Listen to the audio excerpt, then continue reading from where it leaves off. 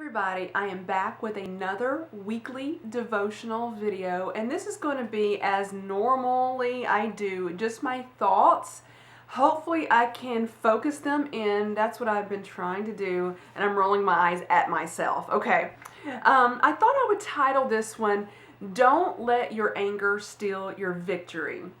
Now granted, not sure about the title, but I think we're going to go with it. So one reason why I really wanted to talk about this topic at this particular time was because for some reason, I'm getting myself comfortable right here because it's going to be a talk.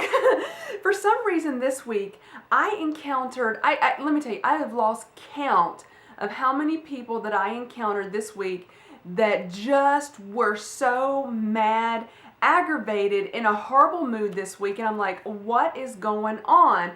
All the week, I had stuff that happened at the beginning of the week, and I'll get into that later. And then I did fine. Different stuff happened. I did fine, and then Friday rolled around, and I got angry and kind of lost my victory for a little bit on Friday. So I'll tell you my story, and then I'm going to tell you about one particular thing. And again, to respect people's privacy, I will not tell you who these people are, and I'm not going to tell you specifics just for privacy, just in case anybody that I know ever, let me back that up. Just in case anybody that this involves, I don't want them to recognize themselves. Okay, so some people that I know pretty well and known for a long time are, one person is having an issue with another person. So this other person has done nothing wrong. In fact, this other person, every chance this person gets, they always say something nice about person number two. So we got A and B. Well, let's just do that. We got person A, person B. Person A, almost every chance this person gets, they will say something nice about person B, compliment person B, is always just nice about it. Person B, on the other hand, has not had a lot of nice things to say about person A. And it all stems back to person B has a phobia of doing something. And it's one of the most ridiculous phobias. I realize it is a phobia. People cannot help their fears. Everybody else can look at it and say that is the craziest fear, but it is still her fear. Understandable. But person A has let this phobia overtake their perception of what is going on around. And person B, they are she's, I will tell you that, they are females, has a problem with person A because of this phobia. It's nothing person A has done.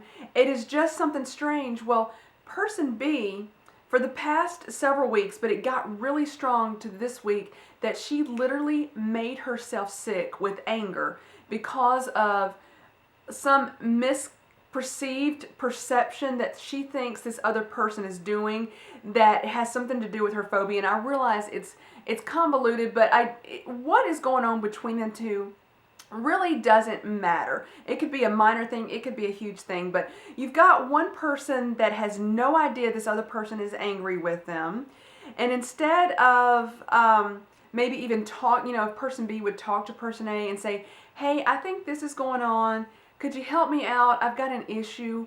I realize that it's not everybody's issue, but it's mine, and I'm having a problem with it. Could you perhaps change your behavior and help me out? Well, that person B refuses to do that. She won't discuss the problem with person A, but she goes around person A's back, goes behind this person's back, talks to other people, and we're all kind of, other people are kind of looking at her like, what is your problem?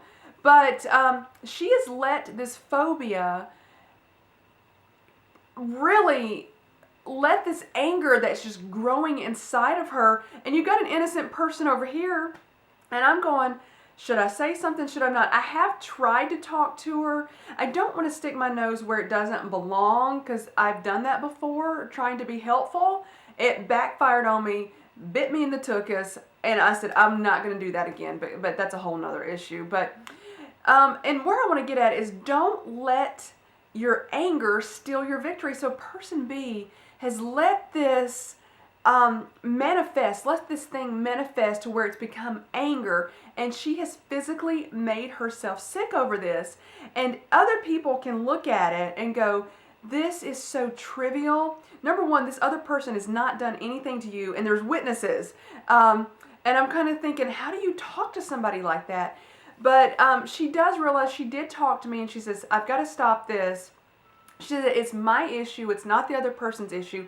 She does realize, she's intelligent enough to realize that, but she has still let this anger manifest, that it's made her sick. And it just is so sad. So if there's anything out there that is going on in your life that's like this, really try to look internally and say, that person, whether or not they have done something to you intentionally or unintentionally, with you being angry, you're only hurting yourself. If you're willing to go address it with that person and try to handle it, that is great. If you can work it out, do that. If you are afraid to do that, then try to let that anger go. Just let it go. You're only hurting yourself. And another thing I said, kind of trying to be helpful, I said, some people, regardless of what happens with somebody else, they, when you're angry with another person, regardless of what that person does, they could do something great. You're not going to like it no matter what, and you will not have anything complimentary to say about that other person because you're angry at them. And I noticed that this week, and I even kind of said that to see if she would kind of take the hint. She didn't take it, but anywho, that is kind of what has been going on with some people that I know personally, and this really manifested itself and made me think of this topic, that this person is letting something that is so trivial, in her mind it is not because it's her own phobia, but it is trivial to other people. She's just making herself sick with anger over it, and I just wanted to kind of talk to you guys about that. Let that go if at all possible, because you're only hurting yourself and causing, when anger manifests itself into physical sickness, you've got a problem. So, okay, so I'm going to tell you what happened with me this week to make me kind of lose my victory just a little bit. And it's going to be a bit of a ramble on my story. So I was, it's about these glasses, one thing. That's kind of how it started. Didn't really upset me, but I think sometimes things can build up and then you get upset and just have a meltdown later on. So I ordered these glasses 2 weeks ago from the filming of this video. And it took, or I picked them out and they ordered the lenses. Normally at Lens Crafters, they do them in an hour, hour and a half. They didn't have my lenses in, so I had to wait a week. Picked them up last Saturday. I showed them in a haul. And I didn't say anything in that video, but I was leaving comments below to other people that left me comments that they were not adjusted properly whatsoever. I didn't realize that when you wear a single lens, I don't have bifocals or trifocals or progressive or transitional, I don't have any of those, they're just normal lenses, that I didn't realize there's a whole science to adjusting them. And Lens Crafters, I go to the one at Green Hills Mall.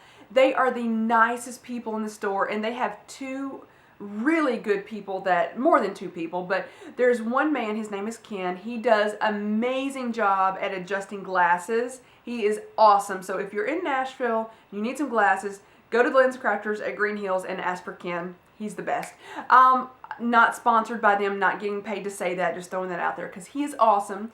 Well, I did not get to deal with him because he wasn't available. They were super busy, so I dealt with another lady that I've never dealt with before. Super, super nice lady. I don't remember her name, but even if I did, I wouldn't say it because she did a horrible job at adjusting these glasses. I feel so bad about saying that because they're great people over there. She was super nice, but did an awful job. I should not have left the store. I should have said, no, something's not right. I was having trouble seeing. It was just weird. It was almost like they were too strong.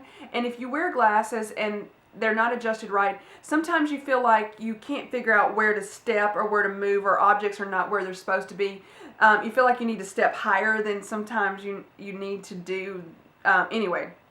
That was kind of what it was like. So she did a bad job. I should have stayed and got her to fix them right then, but I didn't. But it got so bad that I was thinking about going back to the eye doctor and getting another exam done, because I was like, something's wrong here.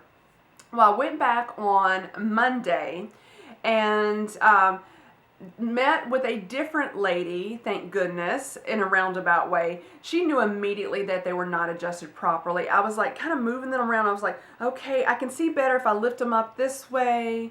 And so she's like, oh, I know exactly what's wrong. There's a whole science behind adjusting glasses. It just wasn't done right. So she was adjusting them, and on Monday, she got them perfect. Okay?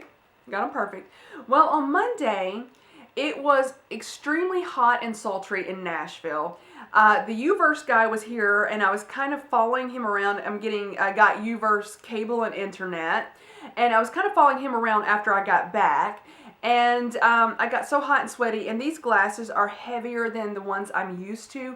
I just took them off because they were sliding down my face because it was so sultry. They're fine right now. Well, I took them off, put them up, and then didn't look at them again until Tuesday morning. I got them out, cleaned them up. There was a scratch on the right lens, and that was the one she was really adjusting. I have no clue if the lady on Monday scratched the lenses or scratched this lens, or if I did it. She fiddled with them so much trying to get them perfect for me. I think they were done by her. I don't want to accuse her of doing them. She was a sweet lady. I had no problem with her because of the scratch. Things happen. So I ended up having to go to the dentist on Wednesday and took the glasses back on Wednesday. I couldn't do it on Tuesday, and dropped them off. And I did get the protection plan on them, which cost you $35. And then if you need to get them the lenses, or if they break or anything, you pay $25 and you get a brand new pair of glasses for $25. So I took them out there, explained what happened, and the guy said, I'm not going to charge you anything because of the situation. So I got a brand new lens put in, got Ken to adjust them today, and everything went well. So on that note, that's kind of what happened earlier in the week. So I was having a great week. Even, there's been some issues, but all these other people that I've dealt with, for the most part, have been just moody, irritable. It's just been not a great week for a lot of people that I know. Well, Friday rolls around, and I was like, thank goodness I'm not in a bad mood because I'm around all these other people that are. Well, Friday rolls around, I get up, I go walk on the treadmill, and then sometime between getting up, walking on the treadmill, I get an email from Google/YouTube saying that one of my vlogs, the very last vlog that I did from my Florida trip, had been blocked worldwide because of a copyright issue. And I was going, absolutely not. There was no copyrighted music in that. When I know that there's going to be copyrighted music, I will not monetize it. And I had monetized this video, but I've only ever had one video be blocked, and it was in Germany, and I don't know why Germany blocked it. I knew there was no copyrighted music. The music that I had used in it was on from the sound effects in iMovie. And when you buy a MacBook or a Mac computer, there's a licensing agreement that you're licensed to use the music, and it's not copyrighted in that respect. So it is basically, if you own that computer, you can use that music, and it's not copyright issue. I looked it up. So this has actually happened to me one other time, actually, I don't know, 2 other times. One of it worked itself out, one of it did not. And so somebody has claimed part of the iMovie music from the sound effects as their material. And I'm like, oh, absolutely not. It doesn't belong to them. It belongs to Apple, who licensed it to me through the purchase of a computer. It made me so mad, and I lost my victory on Friday. Well, at this point in time, I don't know what is going to happen on that respect. I filed, I guess, 2 disputes. YouTube gives you the ability to click on some different tabs. So the first one said that I picked, and I should have did more research before I picked, but I said, I gave credit below, and when I clicked on that one, they opened the video back up and it was no longer blocked. Then I filed a second dispute, which I probably should have filed that one first, that says I had the license to use this music, which that's the case. But I also gave credit below, so technically both of them fit. And I also emailed Google about it, that, you know, this is what's going on. So I didn't realize, I read some blogs later that people will do this. They will create music that sounds a lot like the sound effects in iMovie and then file false copyright claims. They do it all the time just to get money from them, or I don't know, I guess they're doing it to get money. And so apparently this is well known that people do this, and it's just recommended, just FYI, if you've got a YouTube channel, not to use the sound effects from iMovie because of this. And it just, I can't stand the injustice, because somebody else is claiming something that is not theirs. It is a copy. They are the ones that are violating it. And from what the blog said, it says Google usually sides with these people. I don't know why.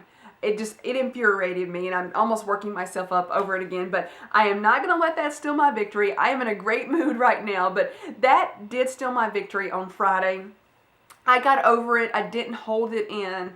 And so that's why I wanted to do this video. Yes, you are going to get angry about certain things in life. It happens. Everybody gets mad or angry or upset at some point, but don't let it continuously steal your victory, okay? Pray about it. Do what, you know, I was going to say do what you need to do, but that may not be the case. Do what you need to do legally. Pray about it. Ask other people to pray. Rely on Jesus to work it out. So if this doesn't even work out, you know, I'm going to let it go. I did what I needed to do. That's what happened, but I don't want to let it steal my victory anymore, and I'm not going to. So thank you guys for watching this weekly devotional. I'll talk to you guys later. Bye, everybody.